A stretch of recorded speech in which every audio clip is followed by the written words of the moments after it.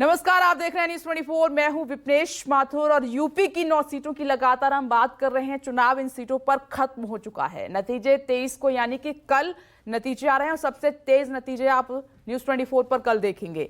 लेकिन उससे पहले की जो बात है वो हम आपको बता रहे हैं। चुनावी सर्वे में 9 में से 7 सीटों पर बीजेपी की जीत का अनुमान लगाया गया है, जो सर्वे एजेंसियां इशारा कर रही हैं। हालांकि उपचुनाव में गड़बड़ी को लेकर अखिलेश यादव लगातार मुखर हैं। साथ ही ये भी दावा भी कर रहे हैं कि सारे एग्जिट पोल हवा हो जाएंगे और जीत समाजवादी पार्टी की ही होगी। ऐसे में सवाल ये उठता है कि आखिर ये उपचुनाव योगी और अखिलेश के लिए इतना अहम क्यों हो गया है? आखिर किन मुद्दों पर जनता ने वोट किया है? हिंदुत्व और पीडीए में से किसका फॉर्मूला हिट रहा और कैसे इस उपचुनाव ने 2027 की दावेदारी का खाका तैयार कर दिया है? इस रिपोर्ट में आपको दिखाते हैं।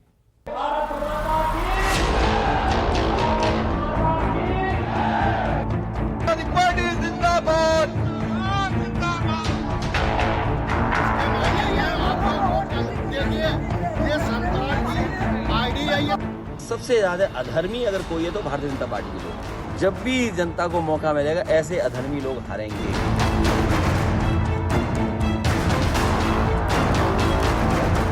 भारतीय जनता पार्टी को घबराहट थी, 9 में 9 सीटें हार रही थी और उसी का परिणाम यह है कि उन्होंने वोट को लूटा, दबाव बनाया, प्रशासन लगा दिया।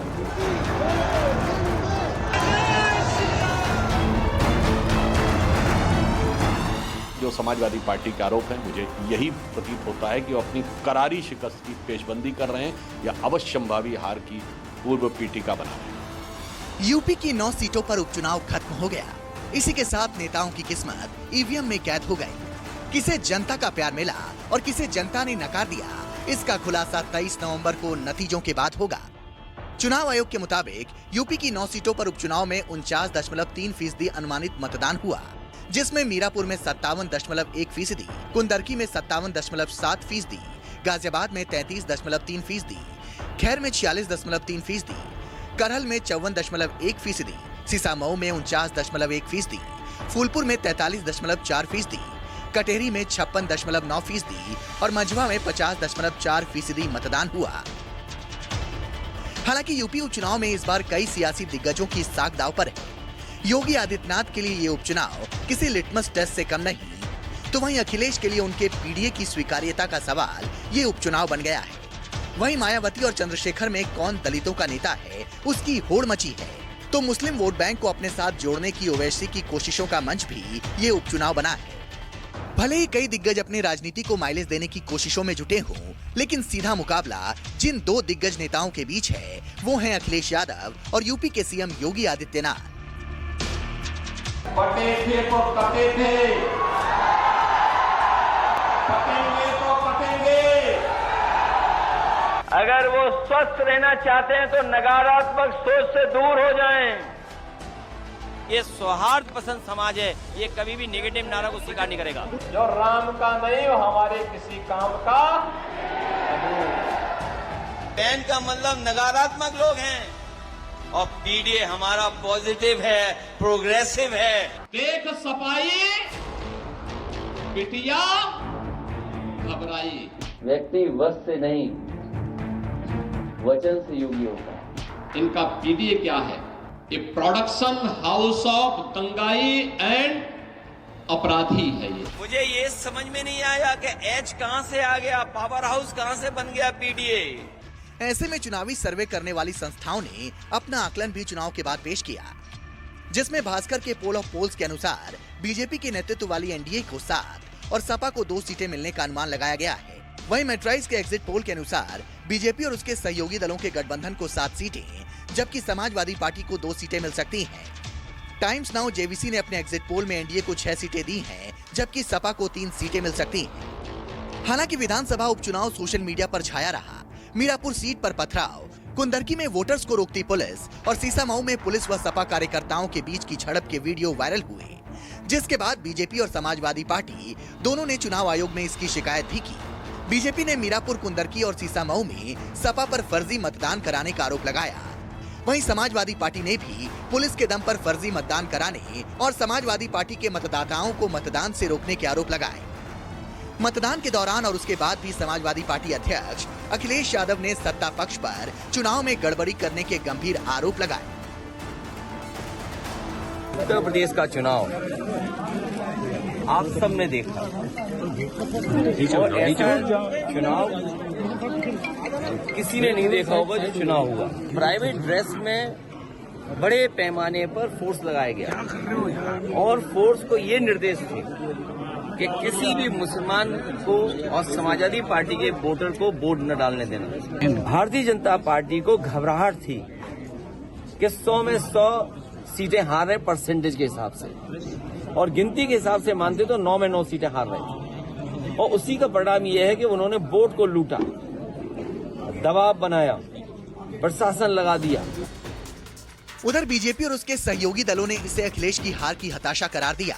साथ ही कहा कि 9 की 9 सीटें एनडीए गठबंधन जीतने जा रहा है और अखिलेश गड़बड़ी करने के अपने मंसूबे में कामयाब नहीं हो पाए, इसलिए हताशा में झूठे आरोप लगा रहे हैं।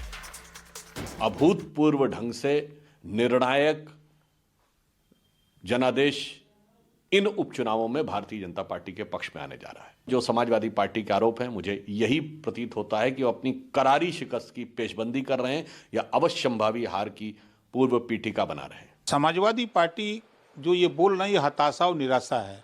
वो जान रहे हैं कि जनता हमको वोट नहीं दे रही है, इस नाते वो रिजल्ट आएगा 23 तारीख को तो क्या बोलेंगे बेचारे। इसी से पहले ही से चिल्ला रहे हैं कि पुलिस ने लूट लिया, ये कह दिया। दरअसल भले ही इस उपचुनाव में जीत हार से ना तो बीजेपी और ना ही समाजवादी पार्टी को सीटों का कोई फर्क पड़ेगा, लेकिन यूपी की सियासत में किसकी स्वीकार्यता कितनी है, ये उपचुनाव इस लिहाज से दोनों नेताओं के लिए अहम है। साथ ही 2027 में किसकी दावेदारी कितनी मजबूत है, उसका भी टेस्ट इस उपचुनाव के नतीजों पर बहुत हद तक निर्भर करेगा। यही वजह है कि चाहे योगी हो या फिर अखिलेश, दोनों ने एक दूसरे को हराने के लिए कोई कोर कसर नहीं छोड़ी। उस समय जो विभाजन की खाई, समाज को बांटने का मुस्लिम लीग कर रही थी, वही कार्य तो आज समाजवादी पार्टी आपके बीच में कर रही है। जो ज्ञानी होता है, जो जानकार होता है, वो कम बोलता है और मौन रहता है। इसीलिए हमारे आपके यहाँ मौनी बाबा, मौनी परंपरा है। लेकिन हमारे मुख्यमंत्री जी को तो कुछ उल्टा पुल्टा ही समझ में आता है। पूरे उपचुनाव में नारों का शोर भी हावी रहा। बीजेपी जहां बटेंगे तो कटेंगे वाले नारे के सहारे हिंदू एकता के मुद्दे पर आगे बढ़ती रही, तो वहीं समाजवादी पार्टी अपने पीडीए के सहारे इसे नकारात्मक राजनीति करार देती रही। राष्ट्र तब सशक्त होगा जब हम एक रहेंगे, नेक रहेंगे, तभी नेक रहेंगे। बटेंगे तो कटेंगे। ये भारतीय जनता पार्टी की नकारात्मक सोच है जो जनता के सामने आई है नारे के माध्यम से। सिर्फ नारे ही नहीं, पोस्टर वॉर का दौर भी चला। बीजेपी ने जहां बटेंगे तो कटेंगे पोस्टर्स के सहारे अगड़ों के साथ साथ पीडीए वोट बैंक में सेंधमारी का प्लान बनाया, तो वहीं समाजवादी पार्टी और कांग्रेस ने जोड़ेंगे तो जीतेंगे, अली बजरंग बली जैसे पोस्टर से अपने सेक्युलर वाली छवि को मजबूत करने की कोशिश की। नारों के अलावा चुनाव में चाहे बीजेपी हो या फिर समाजवादी पार्टी, दोनों ही दलों ने कई मुद्दों को लेकर एक दूसरे को घेरने की कोशिश की। समाजवादी पार्टी ने जहां संविधान, आरक्षण, किसान, रोजगार, paper leak, fake encounter, bulldozer action जैसे मुद्दों को पुरजोर तरीके से उठाया, तो वहीं बीजेपी ने भी विपक्ष की हिंदू विरोधी छवि, बटेंगे तो कटेंगे, विपक्ष पर जंगल राज वाला नैरेटिव, विकास, किसानों की कर्ज माफी जैसे मुद्दों पर विपक्ष को घेरने के साथ साथ जनता को अपने पाले में लाने की कोशिश की। अखिलेश ने पूरे चुनाव में किसानों की डीएपी खाद की समस्या का मुद्दा पुरजोर तरीके से उठाया, साथ ही युवाओं को भी अपने पीडीए से जोड़ने की कोशिश करते दिखे। पीडीए से इतने डरे हुए हैं कि इन्हें डीएपी की बोरी भी पीडीए नजर आ रही है। और अगर ये जनता का जो समर्थन जान जाएंगे और देख लेंगे, अपने आप हिलते हुए नजर आएंगे। अब ये मुकाबला नहीं कर पाएंगे हमारा और आपका। इनके एजेंडे में नौकरी नहीं है, इनके एजेंडे में सौहार्द नहीं है। और अभी तक तो न जाने कितने हम लोगों ने घटनाएं देखी होंगी जहां पर इन्होंने युवाओं के भविष्य का धोखा करने का काम किया है। ये सरकार वो है जो पेपर लीक जानबूझ करके कराती है। उधर योगी ने भी इन मुद्दों पर खुलकर अपनी बात रखी और पिछली सरकारों को घेरते नजर आए। साथ ही जनता के बीच ये मैसेज देने की कोशिश की कि उनके कार्यकाल में युवाओं को रोजगार सबसे ज्यादा दिया गया। आज उत्तर प्रदेश में सुरक्षा का बेहतरीन वातावरण बनने के कारण उत्तर प्रदेश के अंदर निवेश आ रहा है। नौजवान को अपने गांव, अपने जनपद में ही नौकरी भी प्राप्त हो रही है। तो समाजवादी पार्टी को यह अच्छा नहीं लग रहा है। सरकार का मतलब समाधान होता है, सरकार का मतलब समस्या नहीं होती। और सरकार को डूब मरना चाहिए जो सरकार गरीब की आवाज न सुनती हो, अन्नदाता किसान की आवाज न सुनती हो, युवा की आवाज न सुनती हो। यूपी उपचुनाव में युवा और किसान ही नहीं, संविधान वाला मुद्दा भी गरमाया। अखिलेश ने लोकसभा की तर्ज पर एक बार फिर सत्ता पक्ष के खिलाफ संविधान और आरक्षण विरोधी नैरेटिव सेट करने की कोशिश की। तो वहीं योगी ने भी इस मुद्दे पर खुलकर अखिलेश के आरोपों का जवाब दिया।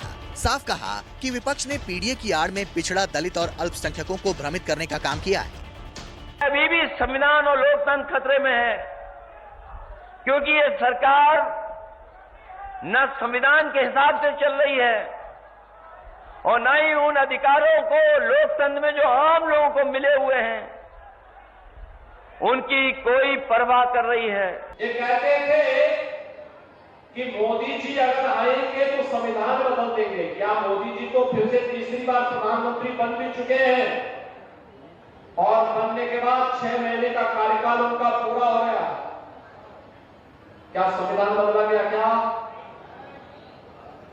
क्या आरक्षण समाप्त हुआ? क्या? दरअसल लोकसभा चुनाव में बीजेपी के खराब प्रदर्शन के बाद योगी के नेतृत्व पर सवाल उठने लगे थे और इसी बीच यूपी की 9 सीटों पर उपचुनाव कराने की घोषणा हो गई। ऐसे में योगी ने इस बार खुद मोर्चा संभाला। वो लगातार 9 की 9 सीटों पर मैराथन दौरे करते नजर आए। लॉ एंड ऑर्डर के मुद्दे पर समाजवादी पार्टी को घेरा, उसे जंगल राज करार दे दिया। उत्तर प्रदेश ये समाजवादी पार्टी ने दंगा प्रदेश बना दिया।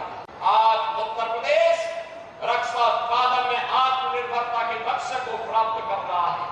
ये समाजवादी पार्टी अब यह तो एक प्रोडक्शन हाउस बन गया है, माफिया और अपराधियों को पालने का प्रोडक्शन हाउस है ये। यानी जहां पर हर दुर्दांत अपराधी, हर दुर्दांत माफिया, हर दुर्दांत दुष्कर्मी जहां से पैदा होता है और इसके सीईओ अखिलेश यादव है।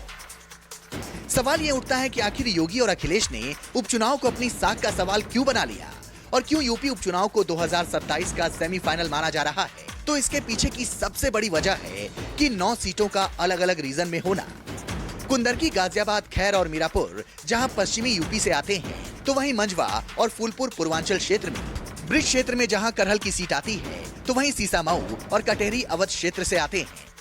यानी यूपी उपचुनाव में पूर्वांचल से लेकर अवध, ब्रिज और पश्चिमी यूपी तक की सीटें शामिल हैं, जिसके चलते ही इसे 2027 में होने वाले विधानसभा चुनाव का सेमीफाइनल माना जा रहा है। और यही वजह है कि चाहे अखिलेश हो या फिर योगी, दोनों ने अपनी पूरी ताकत झोंक रखी है। दोनों ही नेता इन सीटों पर जीत हासिल कर 2027 में अपनी दावेदारी को और मजबूत करना चाहते हैं।